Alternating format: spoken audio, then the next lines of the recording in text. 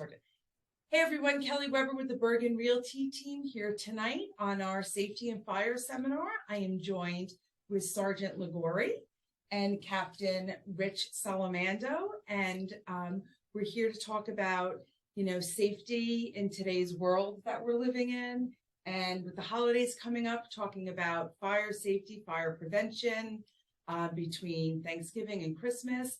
And I believe we're going to start with you. Awesome. Sergeant Liguori, take it away. Hi, everybody. My name is Sergeant Rich Liguori. I am a sergeant, local police department in Bergen County in the Pascagoula Valley. I've been a police officer now for almost 22 years, so I've been around for a while. So we want to talk to you about some very important things that's going on in the world today in the little towns of Bergen County. Everybody thinks nothing happens in small Bergen County, but unfortunately, that's what's been going on lately. So I want to talk about some very important stuff. See if I can bring this up for the camera. All right, cool. All right, so now with the holidays coming on and daylight savings time, very important that we use our lights. We have timers, especially elderly people that are being preyed upon. Make sure lights are always on at the house, especially when you're gone. It is getting dark at 5 o'clock, 4:30 in December. So very important to have lights, sensors, so then lights go off if somebody enters your property. A very good deterrent. Another thing that we talk about that's very big is camera systems. I have a ring at my house that alerts me anytime anybody comes into my driveway and onto my front walk area. Ring, Nest, or any type of other cameras. We're not promoting one or the other. As long as you have a camera system where you're not home and alerts your phone. Some of the cameras are hooked up to a central monitoring system as part of your alarm system. But if not, you have to be around your smartphone to make sure you're getting the alerts when somebody is at your house. Very important. Then you would have to notify the local police department if there's somebody on your property that you don't recognize. Probably going to be a lot of Amazon delivery people, UPS. You don't have to call the police on them. Alarm systems, like we talked about. There are a lot of alarm systems out there, private companies, bigger companies like the ADT, the Slomans. It's good to have a local company. I have an alarm system that's a local based company. The reason why is when that alarm goes off, it doesn't go out to California or out west to a central monitoring, then for them to call central station local to get the police there. It goes right to a local central station, and the police response is a lot quicker. So alarms are very big, and sometimes a deterrent with a sign out in the front to let the criminals know that you do have an alarm system. Like I said, daylight savings time. It gets darker earlier, and burglaries are up in the winter time. 4:30, 5 o'clock is when it gets dark out. A lot of people have different sporting events, parties, holiday parties, and burglars are aware of that. And it's dark and they can't be seen, so their burglaries are definitely up in the winter months when light is a lot less. Key fobs, car thefts. This is a big thing that's been going on in local Bergen County towns, affluent areas like Oradell, Emerson, Township, Saddle River, all these areas in Bergen County. We're getting a lot of car burglaries. People are leaving their key fobs in the car. If you don't believe me, I'll tell you their story that 3 key fobs were left in the car at one time in this small little town that we're in right now. And they're going to these towns, they're pulling on handles, they're starting cars, and they're stealing vehicles very easily.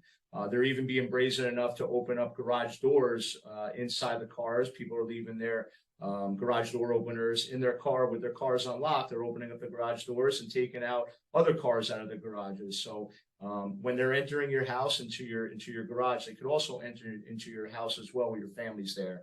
We've seen that happen as well, where people actually enter inside the house when the families are home, kids are home, and it's very scary for anybody when someone enters their house. So very big thing about locking your cars and make sure your key fobs are inside your house. Now with the holidays coming, we're going to be, everybody's going to be buying presents for whatever holiday you celebrate. and you're going to be going to malls and getting things delivered. So again, to just be alert as to not to be too flashy, not to be too showy, hide things from windows. People look in and see something that they want, they're going to break in and take the attempt to steal things. Social media. Social media is huge. It's I use it. We use it obviously now. But people post too many things on social media when they're away on the holidays, when they're on vacation. Well, if you're posting on social media that you're away on vacation, you're gone from the house at a party, who's at your house? Nobody. So criminals are getting social media accounts. They're paying people to open up accounts. And a lot of times people just accept friend requests. Don't accept a friend request on social media unless you know the person, because they can be using that information to get into your personal life, your family, and not knowing when you're home or when you're away. And again, last thing too, with holidays, a lot of parties going on. COVID is kind of taking the back seat, so a lot of things are opening now. Restaurants, holiday parties, business parties. And what happens with parties is everybody gets together, they have fun, and they start drinking a little too much. So please do not get behind your wheel intoxicated. There's plenty of opportunities out there with Uber, with Lyft, with taxis. The goal is to go have fun and get home safe. So that is my safety presentation today. Please reach out for anything. We're part of the Bergen Realty team. We're workers in your community. We live in your community, and we know your community. So please reach out to myself, to Kelly, to Roger, with any questions you would have for me. We have some questions from people on Zoom. Wow, we got Zoom questions. Zoom questions. So you talked about people entering homes. Entering homes. Right. Entering homes. Correct. Are they doing it at night only, or are they doing it during the day? No, they're doing it during the day. There's a lot of signs for people to know that you're not home. Obviously, packages at your door, cars not in your driveway. They'll peek into windows of your garage to see if there are cars there. When I bought my house 11 years ago, it had windows on the garage.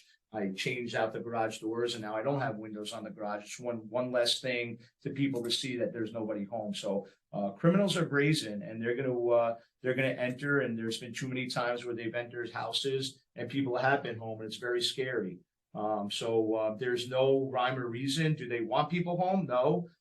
So they're going to do their best to make sure nobody is home to enter. And even with alarm systems, sometimes they know that there's that, 3, 4, 5 minute delay before an alarm goes off. They call, they validate it, and then the police department is called. So anything you can do, hide valuables. There was a break-in in our local town recently where they went to the master bedroom. They cleaned out all the jewelry. It was all laying around. Lock stuff up. I'm not saying you can't live your life and leave things out, but valuables, make sure you have a safe in your house. Make sure you hide in places that wouldn't be a first place that a burglar might go to. Great. The other thing, somebody made a statement that a lot of people don't know. When your mirrors are turned in on the newer cars, your car is locked. It's not always that. It's because there's a lot of cars, some of them, yes, but not all of them, because we've also thought that as well. And we've heard that. And when we're patrolling and we see that and we check on cars. So it's not every high-end vehicle that if the key fob's in, the mirrors go in or out. There are certain cars that do. I don't know offhand, but it's not all of them. It's not the 100% telltale sign that a key fob is in the car, but there are some manufacturers that does happen. Okay, we have a question from the audience. Hi, Sergeant Liguori. Thank you for your presentation today. Really appreciate you keeping us safe. I have a question. I have a friend of mine that just recently changed all of her locks to combination locks. Do you find that those are safer or more at risk to be broken into than a regular key? I think no matter what lock system it is, if somebody wants to get into your house, unfortunately, they're going to get into your house. Whether it's a deadbolt, whether it's a combination lock. So the more locks on the door, the better. The thicker the door, the better. A lot of the hollow doors are very easy to punch through and open up the system. So not so much the locks are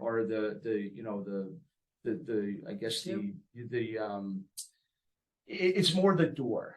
A very solid wooden door is harder to break in than a cheaper composite door or a hollow door. But obviously, the more money you spend on locks, obviously they're gonna, tell you that it's safer. Okay, another question. Go ahead. If what concern was to me that you said that people were coming into people's homes. If you're home and you find that somebody's in your home, Right. what do you suggest? we Well, do? most of the time, if people break in, history is shown and they know somebody's there, they're just as surprised as you are, and they're going to run out and back out, whether it's an older person, a child. They don't want to be face to face with somebody in their house. So if it does happen, history is shown. Now, of course, you're going to get the once in a while where they'll stay in, and now if they're a target and they know that people are in there, that's a different story. But if they're just going in there to just break in, because the crime of burglary is when nobody's home. That's the definition of burglary, right? Robbery is when somebody's home. So when somebody burglarizes your house, they're usually not home. Okay, thank you. That's great. All right, and I think that's it. And obviously somebody says the most common sense thing is to lock your doors. Lock your doors. Very important. And make sure your garages are shut. I left my garage open one night, and now it's like I have OCD every night before I go to bed. I always peek outside. My wife laughs at me, and I always make sure our garages are shut, because sometimes you think you're shutting one and then you're shutting the other one. Now both are open. But we have great police officers in the local community that if they do see that on patrol, they will alert you. I've gotten a couple text messages from neighbors and stuff. So also, and that's a good point too, be a lookout for your neighbors, right? We're all a community. We're all a family here. So help each other out. If you have an elderly, neighbor or a younger family, and they have a lot going on, always be there to help out, because more eyes is better than two eyes. And honestly, you just brought something up. I don't know if everybody can hear me, but you just talked about our seniors. There are so many scams going on with our seniors today. Can we just touch base a little bit with people here? Of course. I was on the desk the other day, and a woman came in, and she said that she knows about the scams. She's heard the talks about the scams, and somebody called her up and told her that her Social Security has been compromised, and to pay them a certain amount of money to make sure everything was good. So she went to Rite Aid or Walgreens and got gift cards, and then they asked her for more, and she sent more. And she came in crying and was so upset about herself, and it's happening. They're going to call you. They're going to say certain things. Do not believe them.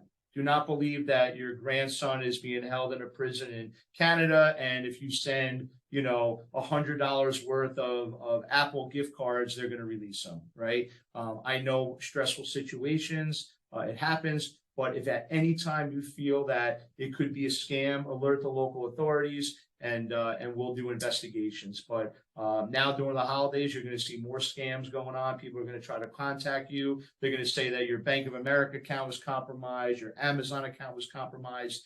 Go into your accounts right away. If you don't see any unusual activity, it's a scam. They're going to email you from what it seems like a legit account. Go on your Amazon account. Make sure that there's no purchases on your Amazon account. So before you do anything, try to do a little bit of investigation. Awesome. Thank you so much. And I think that's it. We don't have any more questions in the waiting room. So thank you very much. Welcome. We look forward to Happy holidays, and call us if you need anything. Awesome.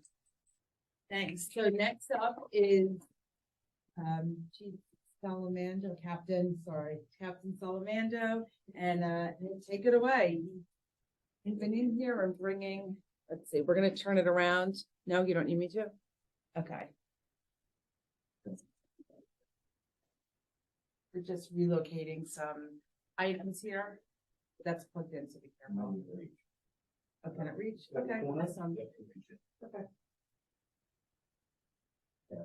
These are great safety tips for the holidays. I mean, we all, let our guard down, and it's nice to be reminded on a regular basis.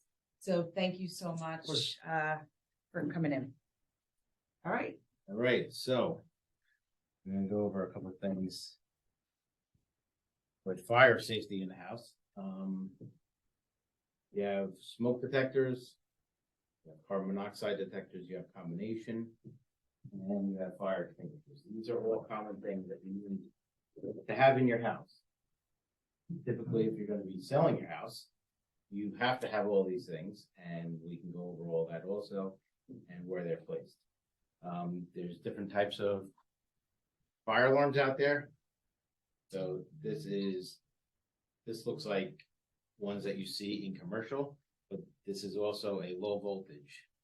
These are not necessarily okay for doing a certificate of occupancy in your house. There's guidelines that go along with these. You have these older style, which are battery operated. When do we change the batteries in them if you have them? Daylight savings. When you change the clocks. This is a combination, so you will have, it will go off for smoke detector and for carbon monoxide. That's a smoke alarm. That's a carbon monoxide. So you also have regular carbon monoxide detectors, which are battery operated. And then you have your smoke detectors, which are 10-year sealed batteries. These are required. There is no more batteries in the back. These are required for all certificate of occupancies. So what is fire? Fire is hot, fire is scary, fire is dark. Smoke is created from fire. So when you're home, I recommend that you sleep with your doors closed.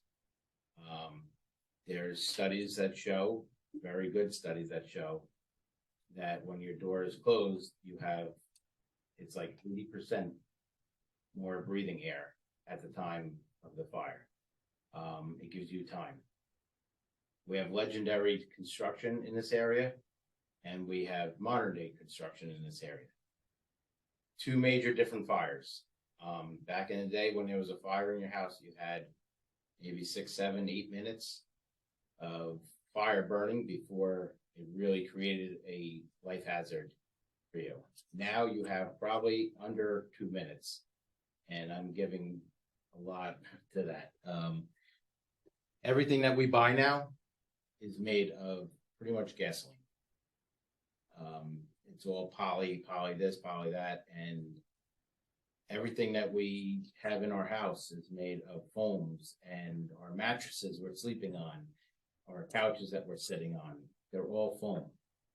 They burn astronomically faster compared to the old legendary houses. The lumber is a lot different how that houses are being built. Back in the day, there was, Pressure treated. no, Cinder? dimensional lumber, which is, real 2x4. Now they don't make 2x4s anymore. Now they're maybe 1.5. So those pieces of lumber burn a lot faster and lose their integrity much faster. So having smoke and carbons in your house are very important. So we went over what fire is, and it creates smoke. So where do we want to have a smoke detector? One on each floor. You have to have one on each floor. And in order to get your certificate of occupancy, you're going to have one on each floor also. Whether they're 110 operated, where they are interconnected and they speak to each other. There's some new ones out with the Ring, with Nest, with all the other companies that are out there. Make sure they're UL approved. Just because they say that they're working and talking to each other, doesn't mean that if there's a fire in a basement, you're going to know up on the second floor. So it's kind of important to. What does UL approved mean? It's under Underwriters Laboratory. Okay, I just wanted to make sure, somebody asked on the Yeah, chat. so on the back of all of them, pretty much everything that you have has a UL on it. Your toaster has a UL, your blow dryer has a UL on it. If they don't, you shouldn't be using it. It's probably a knockoff brand that shouldn't be used of whatever you're doing. So you want to have the smoke detectors in the place of your sleeping quarters also. So maybe you need 2 on each floor, depending on the layout of your home. You know, everybody's house is different, size-wise, levels. A ranch compared to a colonial, you may need a lot more detectors.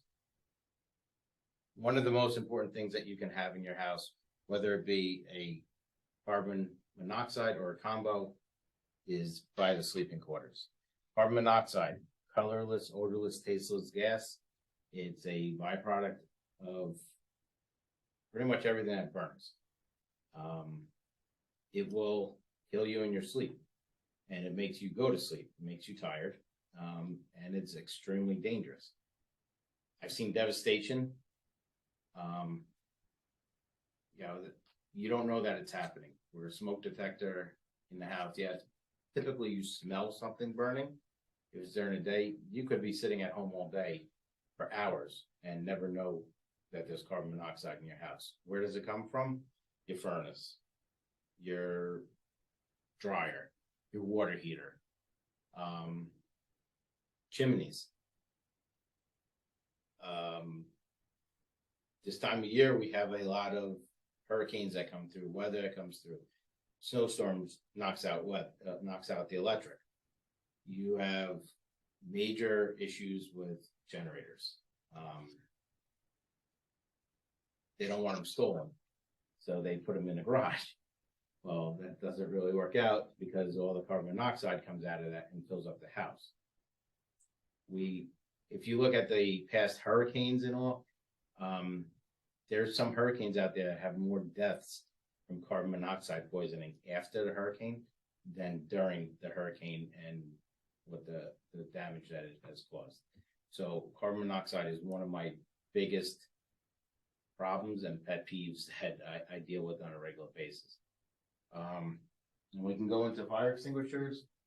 So I have 2 theories. You should know how to use it, and there should be one in the house. And my other theory is just get out of the house. If there's a fire in your house, get out. Let us come in, do our thing, and we can replace everything in your house. We can't replace you. That's honest to God the truth. It's very simple. That's it. Yeah. Yes, you have to have this for like certificate of occupancies and all. But if you aren't really ready, everybody in here is going to get a chance to go over and figure out how to work a fire extinguisher tonight. But if you're not really proficient on it, you have to be quick. It's not gonna end well with the carbon monoxide and the smoke taking over. So learn how to use it, and if it's not working, get out. So there's different types of extinguishers. There's ABCs. That's what everybody keeps hearing. I think there's 8 different types of extinguishers. There's really only one that you guys need to know about in a home, and that's your ABC. It's 2 I'll hold it up again, just so people can say it. for a CO in a house. For a certificate of occupancy, you need the 2A10 BC, which is pretty much 2.5 gallons of water and 10. Everything's all right. Yep. And 10 square feet of other agent that puts out the different types of fire. So in a class A fire, for example, would be wood, ordinary construction, everything that you can think of in your house. If it's a liquid, that's when you're getting into a class C fire. If it's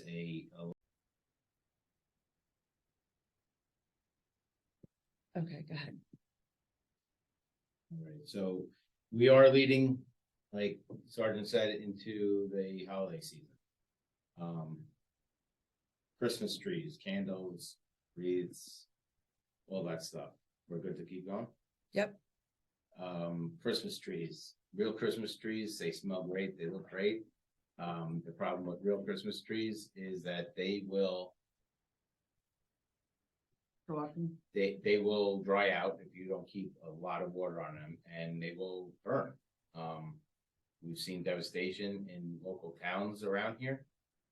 And we don't ever want to see that happen again.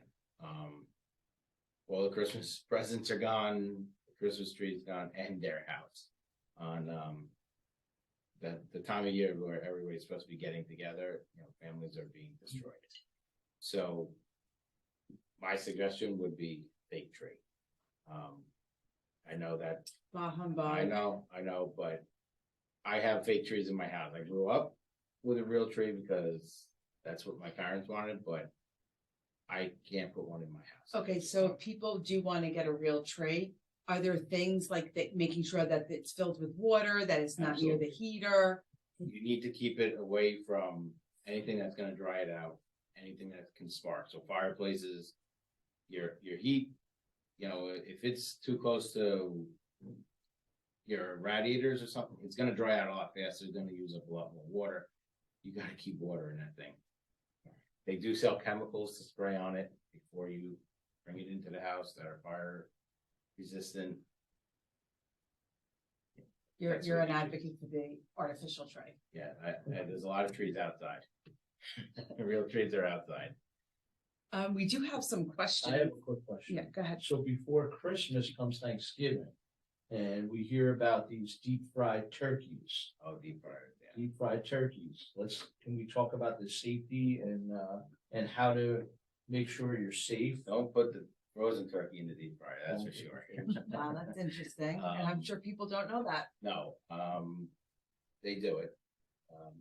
Don't use a deep fryer in the house.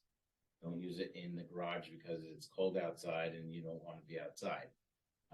Keep it a decent distance away from the house. You want to just YouTube videos on turkey, deep fryer turkey fires. You're going to see how far away from the house you have to keep it. No joke. And you don't want to be burnt. So defrost the turkey first. You definitely have to have it defrosted first. Go ahead. What about keeping things on, like crock pots, and what's your feeling on, like, in general, keeping things plugged in outlets? So in my house, candles are outlawed. We Interesting. don't have candles in my house. Things that are left on a regular day, the computers and stuff like that, on a regular day, yeah, they're on in my house. Crock pot, if I'm gonna set it, it's in the middle, it's on the island, and it's not up against the cabinets and all that stuff. I do have a monitored security for all you criminals, and fire alarm system in my house also. And that's another thing that I should have brought up before, is monitored systems. It's much like the burglar alarms, but actually a lot faster because they don't usually call. If a fire alarm goes off in your house, typically, depending on which company you have, they just dispatch the fire department. They call the dispatch and send the fire trucks, and it's very hard to put those fire trucks back in the firehouse until they all show up at your house and the neighbors are all watching. But burglar alarm, if you get a call for a burglar alarm and they have the proper code, you're still passing by typically to make sure that it's all legit. And that's kind of what the firemen do. At least the chief is coming to make sure that everything is good. But monitored fire and smoke, think about this carbon monoxide. They go off and you're not home. You don't want to be walking into a house full of carbon monoxide and not know about it. So monitored systems are very important, I believe. Other items in the house that people talk about all the time, and this is Judy from Emerson is asking you this question. Washing machines and dryers. Dryers, there's two different types of clothes dryers. There's gas and electric. Either way, you really should make sure your vents are clear. Gas, definitely. Definitely not have it left on when you're gone. I don't really recommend leaving them on, period, when you're not People do. home. But making sure the vent's clear. Mm-hmm. Gas will create a carbon monoxide emergency if your vent is full in. 100% guaranteed. Okay. We also have a question regarding grills on the deck. Is that the same rule as the, If you like your siding, don't keep your grills near your siding. You want to keep them on the opposite side of the deck, if at all possible. Bring them down to the patios and away from the house. okay, I don't recommend any flammables near sidings. okay. Go ahead. What do you see as the biggest cause of house fires? The biggest cause of house fires, it's kind of strange that we don't have as many house fires as we used to. I like to say in town that it's because we do fire prevention so well in the schools. That's one thing that I really drive in, and I talk to the kids every year about fire prevention in the schools. And I think that is a major contributor of why there isn't so many fires. One of the biggest problems that we're running into, and it's not as much in this area, a lot in the city right now, but it's coming to a neighborhood near you real soon, is these battery fires, like the E-bikes. scooters, e-bikes. There was pure devastation a couple of weeks ago, if everybody's watching the news, when the woman was getting rescued out of the side of the building by FDNY, and they had to rappel down to get her. They found a ton of batteries in it. I mean, like over 80 bikes in that Wow. place, I believe it was. So it's typically you don't have a fire in your house if you're doing the right things. It's when you're cutting corners and you're not doing something that you know is safe, is when you have most emergencies, not just fires. I mean, if you see stuff on the ground and you're walking through your house and you step on it and you twist your ankle, well, it shouldn't have been on the floor to begin with, probably. So it's remove the hazards and you remove the problem. Fire needs three things, really: oxygen, the ignition, and the fuel. So if you take one of those things away, so if you take, the ignition point away, nothing's gonna burn. So I'm speaking from a realtor now. I go into homes every day. So many people have flammables in their garage, in their basement. And so what are the top products, that should be taken out of your house and put in a shed immediately or away from your house? I am not a big fan of keeping any type of fuel, gasoline for I know some people don't have sheds and all. I would not keep that really in bulk in your Like garage. propane shouldn't be in your garage. Propane cannot go in your garage. Okay, and what about like snow blowers in the Well, winter? Everything has a little bit of gas in it, whether you park your car in there, and there you go again with the charging systems on these new cars. Tesla fires have been up major. Oh, I shouldn't say Tesla. Electric car fires have been up major. Tesla's actually been pretty good with things. But if there's a opportunity for something to happen, then it's probably gonna happen. But if you just, gasoline definitely keep out. Propane, do not bring that in your house at all. What about paints and things like that? Paint thinners and lacquers and all. You if you're gonna have it, store it properly. Okay. And don't store bulk. Whatever you do, don't store bulk. So one of the worst fires I've ever been in was an aerosol can fire, and there was somebody distributing aerosol cans out of their house, boxes up to the ceiling, and those you're just asking for trouble. Yeah. Okay, Teresa has a question. She said she just replaced all of her smoke detectors a year and a half ago and their batteries. Should she replace them again? If they are batteries, whether they're 9-volt or double, triple A, no, you don't need to replace them. Hold on. She did it a year ago. They're not the new ones, she said.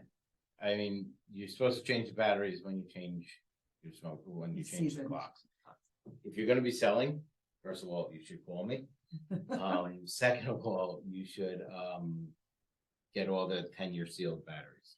So there's a reason why these have been out, I think, since 2016. They really started pushing these. So I'm figuring in 2025, there's gonna be another major push for 10-year sealed batteries because everybody's expiring in that given time. And they are so dated. They are dated. And it asks over here, it says 10-year replace alarm after. They had to change this because it used to say place installed and people would write ceiling. Does anybody else have any questions? So I have one last question.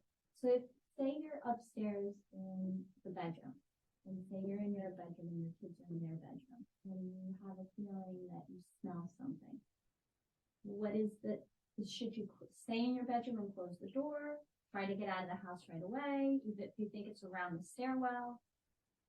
Well, so in school, I teach the kids about meeting places. I also teach people about having 2 ways out. And it's not just about being home.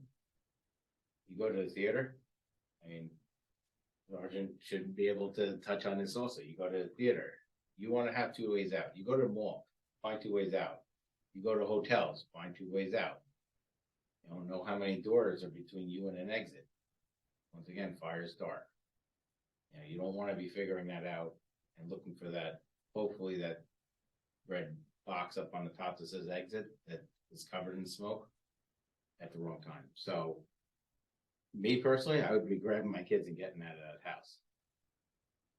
You know, if it was that the hallway was compromised, then you close your door and you call 911 and we're coming to rescue you out of the window. You know, if you're on first floor, it's one thing to be jumping out. I don't really wish people to jump out windows. Most of the homes around here, if you hung yourself out the window, you're only maybe 7-8 feet off the ground. So most likely you're going to be okay, but that would be absolute worst case scenario. Right. So what I do have is a simulator here. Maybe we can modify this and maybe we can get Amy to try to extinguish the fire that is gonna. Okay.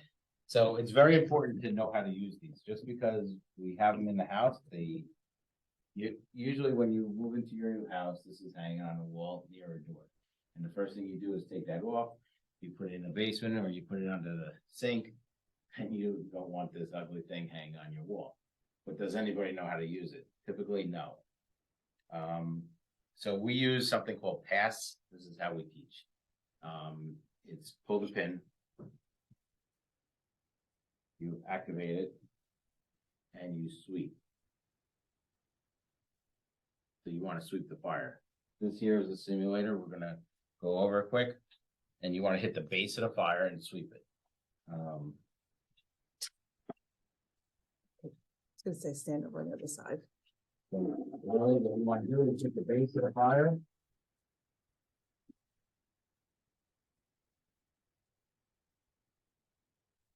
And put it out.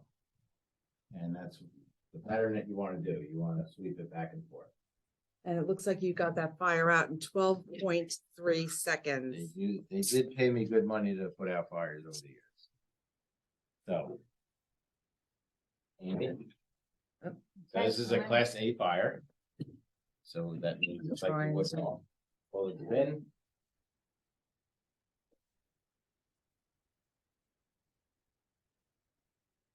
All right, 7. So what Amy did there was really good. Copy. My suggestion, honestly, would be you don't want to be that close to the fire. So you want to be in the area of 8-10 feet back to put out an average fire. It gives off a lot of heat. So Maria, do you want to try? Sure. I think you should.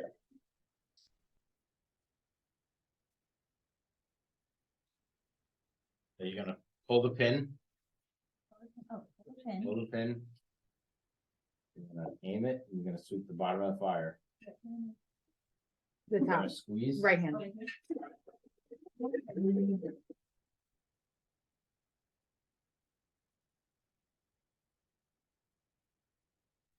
Keep going. There you go.